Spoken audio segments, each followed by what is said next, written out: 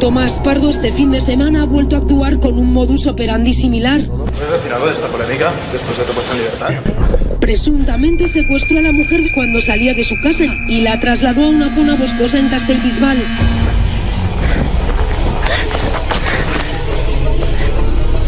Allí, después de abusar de ella, la apuñaló. La mujer pudo pedir ayuda. En la actualidad, Pardo seguía un curso de rehabilitación voluntaria en prisión. Desde junio se le habían concedido 3 permisos.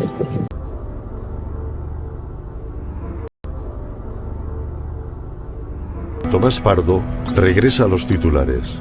Es el año 2016, cuando el violador decide lanzarse nuevamente al ataque. Hace 15 años, en el pueblo de Martorell, empezó a trazarse una espiral de agresiones sexuales contra varias mujeres, todas protagonizadas por el mismo hombre. Apágala, que no va a quedar cinta, porque me voy a cambiar ropa. No, si hay... Antes de 20 minutos. ¡Me va a romper! En este paraje fue un niño feliz junto a su abuelo. Con él, Tomás Pardo vivió la edad de la inocencia. ¿Por qué entonces vuelve después a este lugar convertido en un ser vil y detestable? ¿Por qué elige este escenario para ejecutar sus planes más oscuros?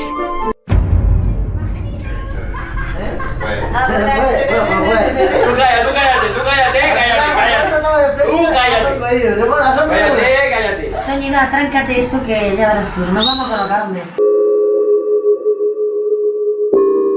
Salía de trabajar, eran las 6 de la mañana porque yo trabajaba en turno de noche.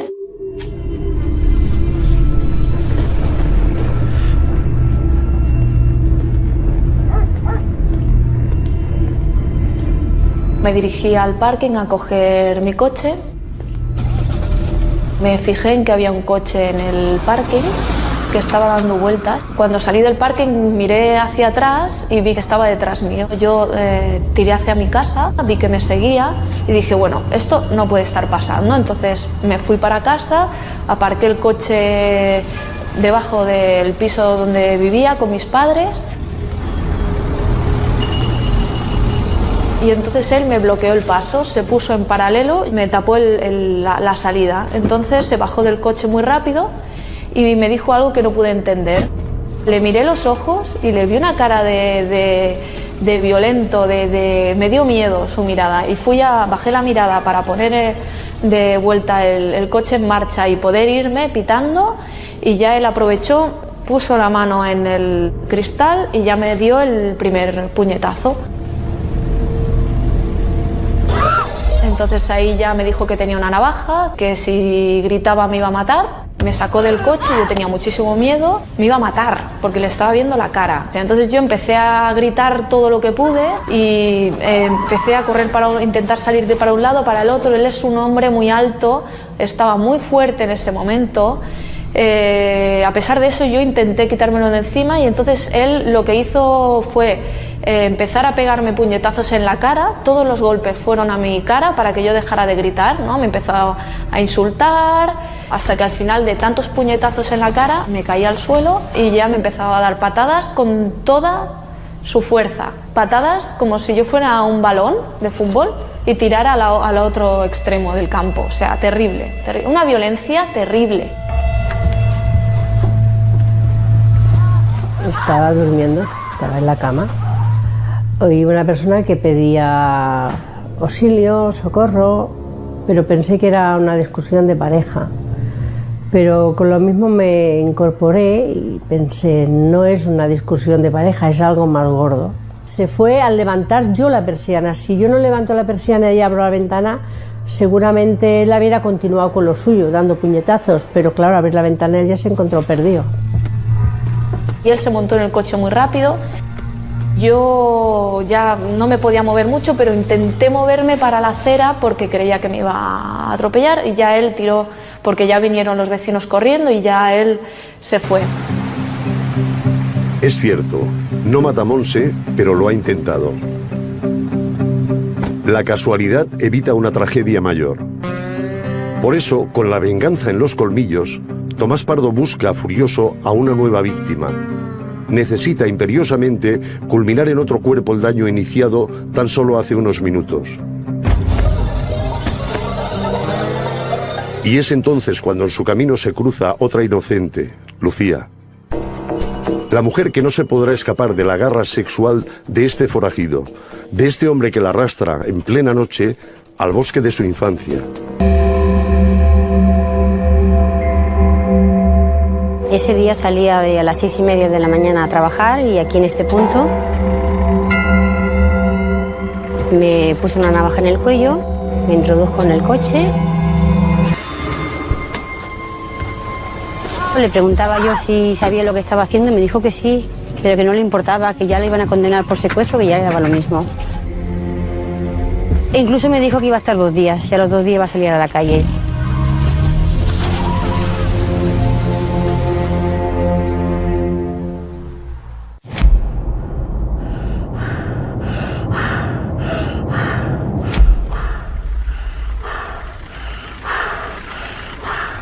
Él me ató a un árbol, con las manos atrás, con una correa de persiana. Cortó la blusa y el sujetador y todo con una navaja que llevaba. La navaja me puso en el cuello. Me quitó los pantalones y eso, y durante 2 horas estuvo violándome. Lo que pasa es que, claro, yo intentaba cualquier descuido, cualquier cosa poder. Yo lo único que me acordaba era de mi marido y de mis hijos, lo único.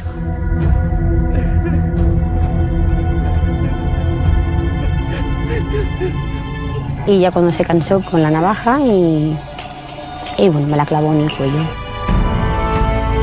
Vio que salía sangre, pero como yo no me desmayaba ni nada, giró el cuello para partirlo. Entonces yo me tuve que hacer la muerta porque si no seguirías, ¿no? Y una vez que me hice la muerta, él cogió un agujero que tenía ahí al lado, me lanzó y me dejó allí. Como yo me quedé inmóvil, pues se fue.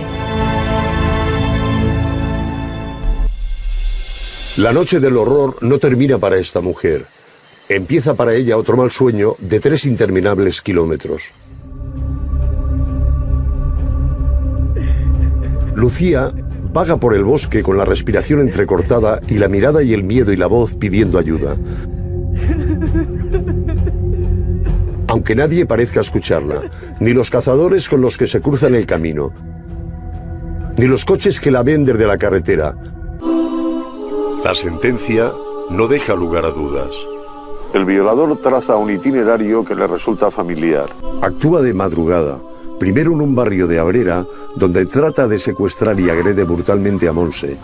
Huye al ser descubierto por una vecina. En su búsqueda desesperada, logra secuestrar a Lucía en Martorell. La conduce a un descampado, maniatada con las cuerdas de una persiana. Intenta acabar con su vida. Le acuchilla y trata de romperle el cuello. La víctima cae. Simula estar muerta durante 20 minutos. El violador arroja su cuerpo a una zanja. En un principio son 2 hechos completamente aislados. Un hecho que se produce en una localidad y otro hecho que se produce en otra localidad. Hay unos indicios que nosotros, evidentemente, pues con todo el tipo de cautelas, pues valoramos. Y llegamos a una conclusión de que efectivamente podía ser perfectamente el mismo individuo. Después de lo que investigamos, después de lo que ocurrió, y haciendo una valoración global de todo lo que hay, yo por lo menos tengo claro que lo que él pretendía era consumar una agresión sexual y deshacerse de las víctimas. Parece una extraña premonición. Se llama Puente del Diablo. Y es el mismo ser maligno que Tomás Pardo ha recreado tantas veces y con tanta exactitud en sus dibujos con tinta de la cárcel. Es lo último que ve Lucía antes de que Tomás Pardo la lleve bosque adentro. Es el hilo del que empieza a tirar la policía. Poco a poco van llegando al rastro del agresor. No hay duda, es él. A la segunda de las víctimas se queda con su bolso, le coge la cartera, saca la tarjeta, le obliga a que le facilite el número PIN de su tarjeta y en un cajero de una población cercana a Martorell extrae 300 euros. Entonces ahí ya se obtienen unas imágenes claras de quién es el autor de estas 2 agresiones.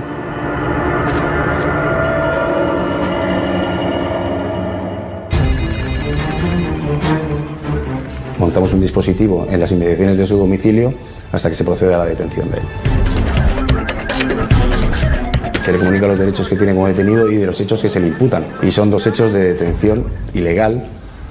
Uno es frustrado, las 2 intentos de agresiones sexuales, tentativa de homicidio. El 31 de octubre de 2002, Tomás Pardo pisa la cárcel por primera vez. 2 años de respiro para unas mujeres que han vivido el miedo y el daño de la noche. Un tiempo de calma y probablemente una tregua en las heridas. Un tiempo en el que las víctimas tal vez llegaron a pensar que después de lo provisional llegaría lo definitivo. Y así, el futuro entre rejas iría alargando la silueta de Pardo hasta hacerla desaparecer. Pero entonces ocurre algo grave e inesperado. Por culpa de un error informático hay 2 mujeres que viven completamente aterrorizadas en Barcelona. Son 2 víctimas de una violación e intento de asesinato y el hombre, acusado de atacarlas, ha quedado en libertad hasta que se celebre el juicio.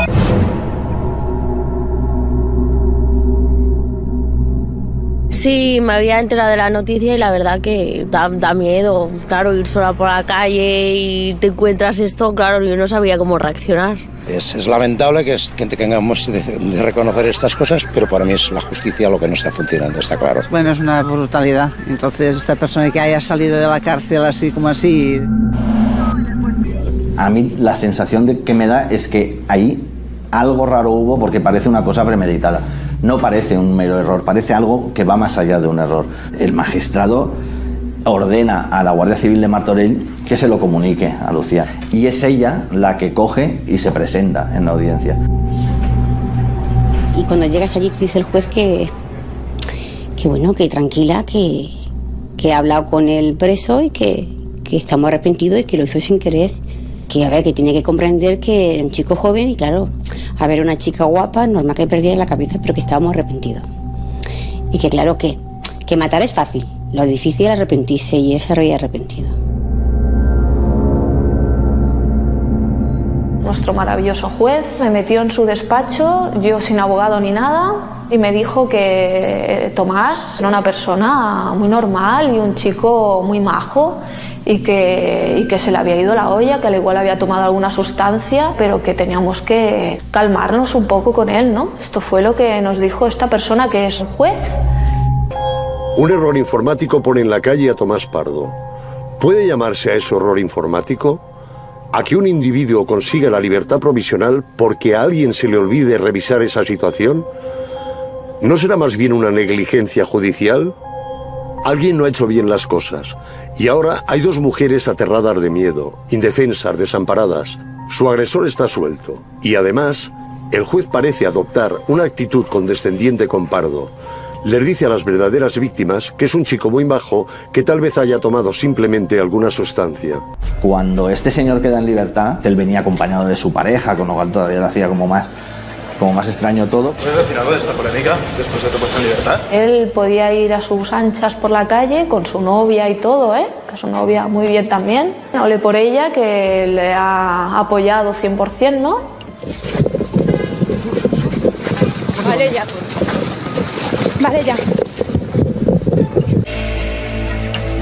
Tomás Pardo está en libertad provisional. Hasta que llegue el juicio pasarán 3 meses. Durante ese tiempo tiene que presentarse todos los días en el juzgado. Lo hace siempre acompañado de su novia. Toñi cree firmemente en la inocencia de Tomás.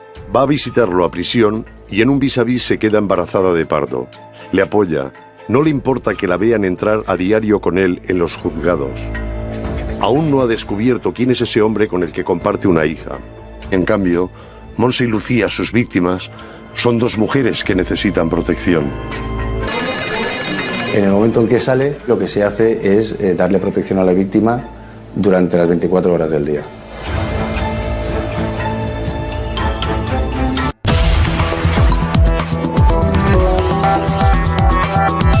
Un traspié de la justicia ha permitido que un presunto violador de Barcelona esté en la calle. Ha salido por culpa de un error informático, vive de una forma totalmente normal, mientras que sus víctimas, 2 mujeres, tienen que llevar escolta las 24 horas del día. Por fin llega el juicio, un juicio que no es aparentemente limpio. Me llama la atención dos cosas: el abogado de Tomás Pardo y el juez Pedro Martín.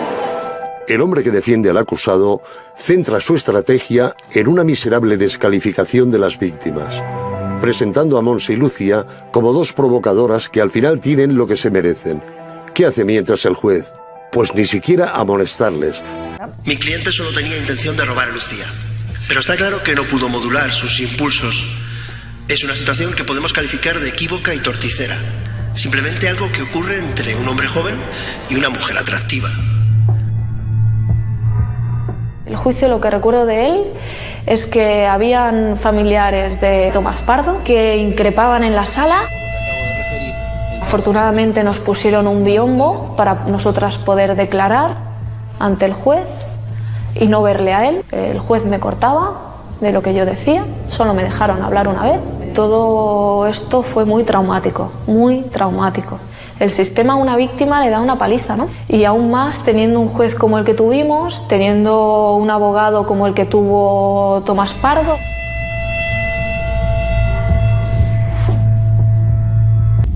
En fecha 30 de diciembre de 2004, el tribunal dicta sentencia. Fallamos que debemos condenar y condenamos al procesado don Tomás Pardo Caro en concepto de autor de un delito de robo con violencia en las personas en grado de tentativa, una falta contra las personas, un delito de detención ilegal, un delito de agresión sexual, un delito de homicidio en grado de tentativa. Ilustrísimo señor presidente don Pedro Martín García.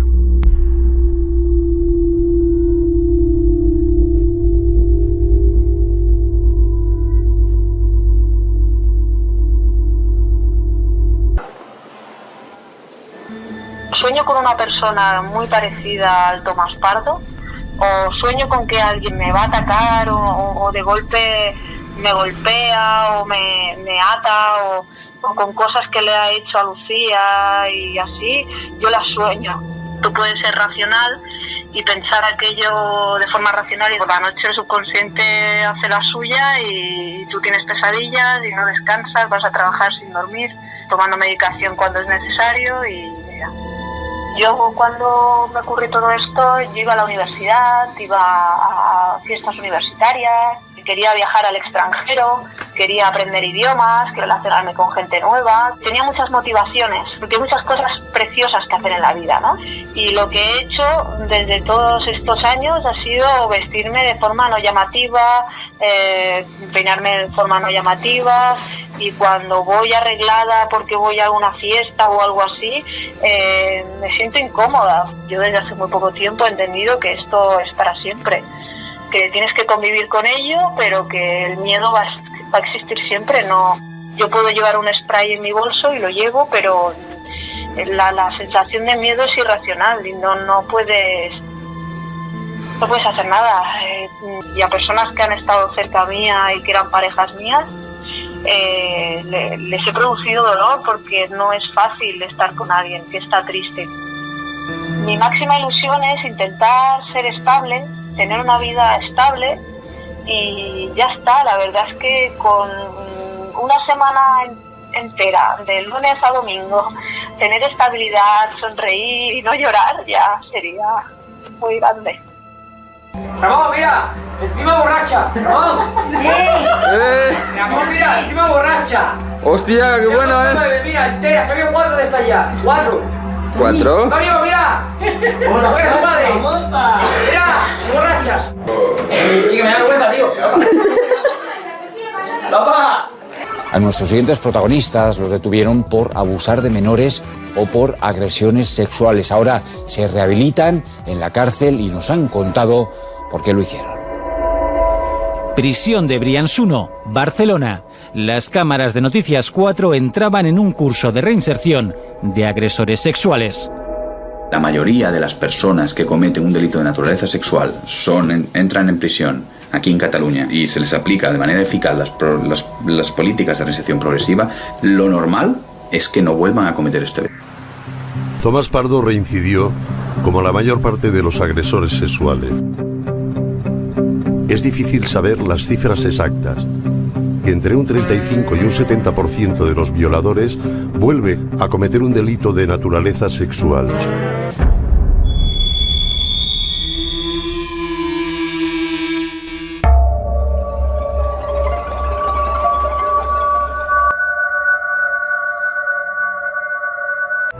Monse quiere saber qué aspecto tiene su agresor.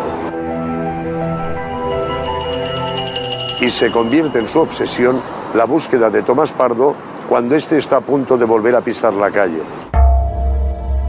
Me decidí a buscar la familia de él, porque yo durante mucho tiempo he buscado a ver si si este delincuente tenía algún perfil en Facebook, algún perfil en Twitter, alguna manera en las redes sociales de yo encontrarle. Lo que encontré buscando por Pardo Caro fueron a sus hermanas. Entonces, en el perfil de su hermana había una foto. Esta foto la puse porque yo quiero que todo el mundo, todas las mujeres que hay en el mundo vean la cara de este hombre. Que si se les acerca, se les vuelve a acercar, huyan, porque es que es un monstruo. Hay mucha indignación en Barcelona por la violación de una mujer en Igualada. Se encuentra herida grave después de ser secuestrada, violada y apuñalada. Había salido 3 días de la cárcel donde cumple una condena de 26 años. Así lo autorizó el juez de vigilancia penitenciaria del centro donde cumple condena. Porque los informes decían que estaba rehabilitado. Ahora tratan de depurar responsabilidades mientras la víctima se recupera y él responde ante la justicia en Rubí. Allá la masía, por allí, por allí, por allí. Por aquí. De allí, por aquí abajo. Y a la chica, por ahí la ha echado. ¿La ha tirado? Sí. Yo la vi en la camilla, la chica que la llevaban tapada. Y solamente le vi la sangre por aquí arriba. Aquí, en la cara, y se le veía a la chica. Y rubia.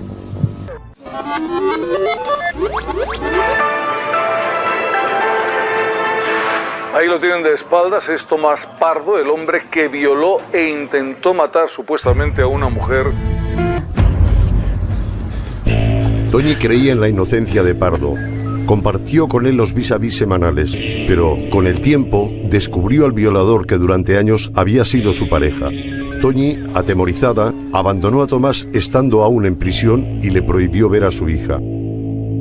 Cuesta imaginar en esa mirada, en esos gestos de dureza, en esa ceja amenazante, a un niño cariñoso y alegre. Pero en el pasado lejano de Tomás Pardo, la vida parecía bastante más amable, pese a que en aquel piso de Martorell las cosas tampoco eran nada fáciles. De ahí viene este hombre que el tiempo ha ido oscureciendo en su alma y en su rostro. Tomás Pardo había gozado de una veintena de permisos con pernocta. En 13 ocasiones, la juez de vigilancia penitenciaria le denegó la concesión del permiso largo de 3 días, pero finalmente se lo dieron. La valentía de sus primeras víctimas no impidió que Tomás volviese a actuar. Son mujeres que quieren olvidar, pero que nunca superarán lo ocurrido. El conocido como el violador de Martorell, Tomás Pardo, ha reconocido haber violado y apuñalado a una mujer en 2016 durante un permiso penitenciario. Tras los hechos, la arrojó en un barranco y la tapó con tierra y hojas pensando que la había matado. El acusado ha aceptado la pena que le impongan. La última vez que vimos a Tomás Pardo acababa de ser detenido por raptar, violar y acuchillar a su última víctima, una mujer a la que pretendió matar sin conseguirlo, por lo que hoy se ha sentado en el banquillo. El fiscal considera que el violador de Martorell agredió a su víctima por ser mujer y añade a los delitos de agresión sexual reiterada e intento de asesinato los agravantes de género y reincidencia. La víctima sigue aterrorizada y ha declarado tras un biombo y a puerta cerrada. Monse ha vuelto a ver a su agresor después de 17 años. Y bueno, ya estoy temblando por esto, ¿no? Ella se libró de la agresión sexual pero no de la paliza. Como no pudo conseguirlo con ella, Tomás Pardo violó e intentó matar a otra mujer. Condenado a 26 años de cárcel, reincidió nada más salir de permiso. El violador de Martorell ha salido en este coche del juzgado. Piden para él 70 años de prisión. La acusación solicita además indemnización de más de 1 millón de euros a la Generalitat por permitir que saliera de prisión un agresor sexual reincidente. El camino que me falta se me va a hacer largo porque tengo ganas de abrazarlo, de darle un beso. Para mí es muy especial. Necesito un abrazo de él y como él me dice, mamá, te quiero muchísimo. Eso para mí me hace más gorda de lo que soy. Si me va a coger como una Barbie, mira lo que peso. A veces me dice, levanta los brazos. Yo levanto los brazos, pero es para cogerme de los brazos y levantarme como una Barbie. Y ahora me doy cuenta que en Cambrián le han hecho mucho daño a él. Porque le han hecho daño porque entró como violador. Yo por la vida de Tomás temo todos los días, porque hay gente que lo quiere matar. Y los violadores y los chivatos, si pueden, los matan. Va a ser difícil, porque mi hijo es muy luchador, ¿vale? Y él tiene experiencia en las luchas. Una madre va a cruzar un laberinto de celdas para encontrarse con ese hijo que no amaba a las mujeres, que le manda cartas para que le vigile tal vez el desorden de los sentimientos. Una madre que probablemente tiene la mente parada en otro tiempo y que le ha hecho crecer ante sus ojos sin que le rozaran ningún atisbo de explosión.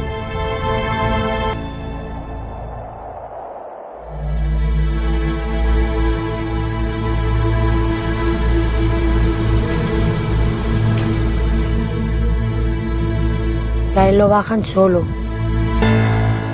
para que no se trompiece con nadie de momento, hasta que todo esto se calme. Hemos hablado de todo un poco. Mamá, lo siento por hacerte tanto daño a ti, porque yo sé que te he hecho daño. Me gustaría estar más rato con él, me gustaría llevármelo conmigo, comer junto con él. Yo estoy sufriendo mucho, son cosas muy fuertes. Ese día se drogó y cogió una que tuvo menos culpa que nadie, pero que todo lo que dicen las otras es mentira, eso de violar. Lo único que me pueden acusar de robo, que los morotados, él no le ha hecho nada. Mamá, si yo le doy un puñetazo, la mato, es que la mato.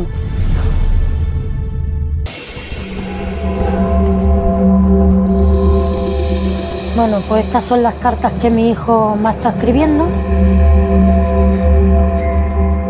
Hola mamá, espero que, aunque por mi culpa, al menos estéis bien.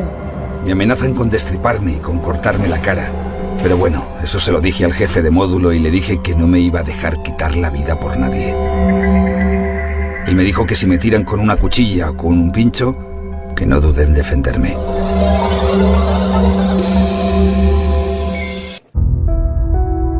Lo que te voy a contar, no sé lo que he contado a nadie, nunca. Por vergüenza. Pero lo único cierto ha sido lo último. Los sucesos fueron tal como los cuento. La primera mujer que intento robar fue en Abrera. Iba con el coche muy lento. Se golpeó con la luneta delantera de mi coche, con la parte del canto. No conseguí nada. A lo lejos empezaba a verse gente que seguramente iban a trabajar. Pues cogí y me largué. Yo pesaba 98 kilos. Si eso fuese cierto, la fuese matado o dejado en coma. Bueno, me fui dirección a Martorell. Pues cojo a la mujer y a la fuerza la meto en el asiento de atrás de mi coche y le ato las manos. Intento cortar la cuerda mientras ella estaba sentada en mi capó y esa navaja no cortaba. Con toda mi mala suerte, que se la clavo por debajo de la mandíbula. Me acojoné. Solté y ella cayó al suelo y vi que ni se movía. Ni me atreví a sacarle la navaja. Cogí, me fui corriendo. Bueno, sí, la ató con cuerda de esa de persianas, porque él trabajaba poniendo persianas y tenía una navaja pequeñita. La fue a desatar, ella se movió y sin querer le dio. Yo sé que él ve sangre y se desmaya. Porque no notas el corte. No te vayas, lleva aquí. Para sudor, ¿no? Y él echó a correr. Luego más tarde volvió a ver si estaba bien y ya no estaba ella, se había ido.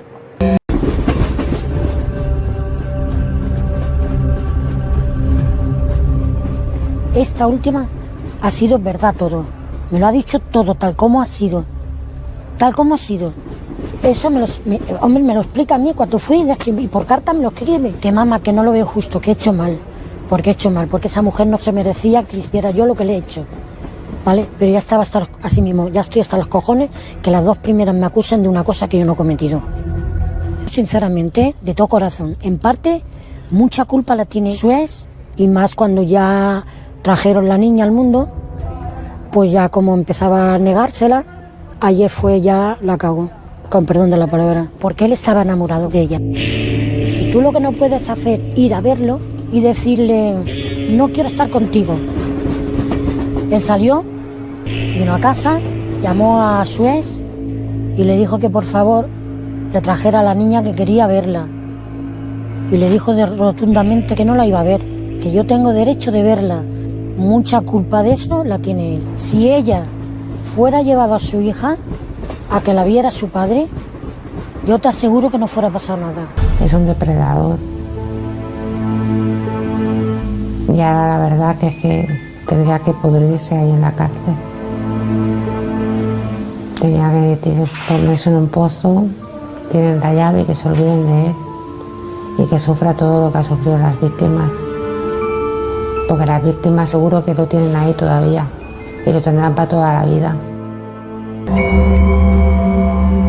Él habla de Raquel porque salió por la televisión diciendo cosas que eran mentiras, todas falsas. Lo tienen que tratar como un perro, peor que un perro. Meterlo en un pozo, tirar la llave y olvidarse de él y que se muera ahí podrido. ¿Qué pasa? Que a través de esas mentiras la gente se ha creído más a ella que a mi hijo, cuando ella es una embustera. Mírala. ¿Por qué la confianza? ¡A la leche! ¡Como se ve en tu culo! ¡Como se ve en tu culo! Dale bien duro. Sí, Bien duro. Mi madre ya la ha perdonado, a pesar de que es culpable, si no, no iría a verlo. A mí no me mire, que yo no te he hecho nada. Cuidado. Ay, que te den hostia, no te pasa con tu madre, que te pasa con tu madre. Yo creo que Tomás Pardo, ¿puedo decir un taco? No, sí, es un hijo de puta. Absoluto. No creo que esté enfermo. Creo que es mala persona. Los violadores no acostumbran a salir fuera por miedo a encontrarse con gente de otros módulos más duros, como por ejemplo el módulo 3, y que le peguen un palizón.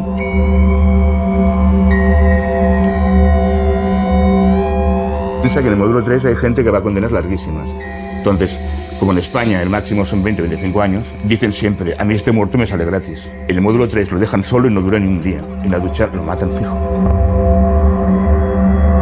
Él fue corriendo hacia una de las camas, pues resultó que ese hombre tenía un pincho preparado.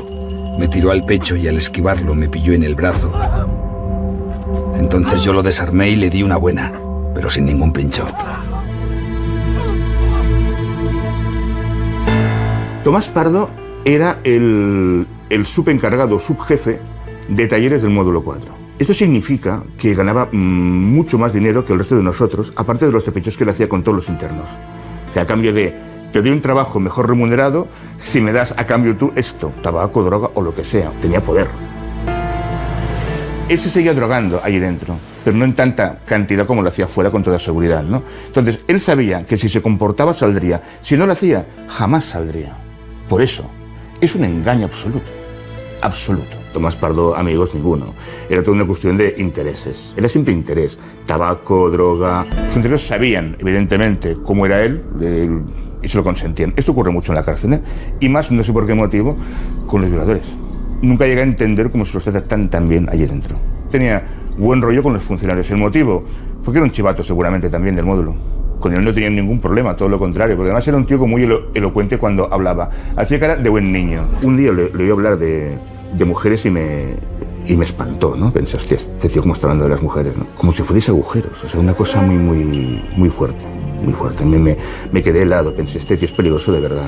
Y de su hermano un día me dijo que le gustaba, cosa que me quedé helado cuando me lo dijo, ¿no? Pero ¿cómo que te gusta? Sí, mi hermana es guapa. Me quedé helado. ¿Que le han convertido en una bestia dentro? Esa es una gilipollez absoluta, es una tontería absoluta. Él es una bestia. Yo hablaba mucho en el módulo 4 con otra persona, no diré el nombre porque es igual, que también, pues bueno, podíamos hablar pues, de muchas cosas amplias, ¿no? Y los dos coincidimos un día en decir, este será uno de los que cuando salga la va a liar. Lo que yo no era consciente es de que lo hiciese tan grave. Yo pensaba que volvería por algún motivo sexual. Es posible, como pasó con otro famoso violador que también lo conocí allí dentro. Pero claro, lo que hizo fue brutal, fue terrible.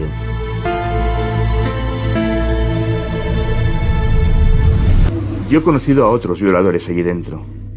Y os aseguro que tengo la percepción de que es imposible. Quizá no hagan otra violación porque no quieran volver.